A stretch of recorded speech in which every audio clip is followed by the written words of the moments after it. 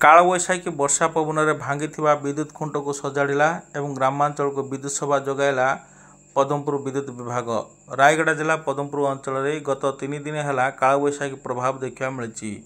कालबैशाखी प्रभाव फल विभिन्न स्थान में खुंट भांगा सह वायर छिंडी जहाँफल ग्रामांचल को विद्युत सेवा बाधाप्राप्त होता। विशेषकर केन्दुगुड़ा, टेम्बागुड़ा, गुलुगुड़ा, लिकिटीपदर और विभिन्न स्थान में विद्युत खुंट गुड़िक भांगी से पद्मपुर डम्बसरा, भूलसुंडा और विभिन्न ग्रामांचल विद्युत खुंट भांगी पाखापाखि 50 ऊर्ध्व विद्युत खुंट भांगी आज टाटा पावर पदमपुर विभाग जंत्री संध्या 7टा समय सूचना देते और समस्त विद्युत खुंट को सजाड़ा सह ग्रामांचल को विद्युत सेवा जोगाई कहते।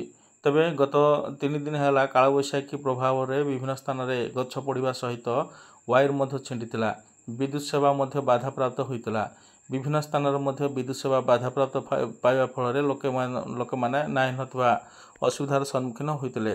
तबे विद्युत कर्मचारी माने पहुँची ठीक समय करेन्ट देवा सह विद्युत संजोग कर जनापड़ी। आज संध्या 7टा समय विद्युत विभाग पदमपुर जंत्री सूचना देते।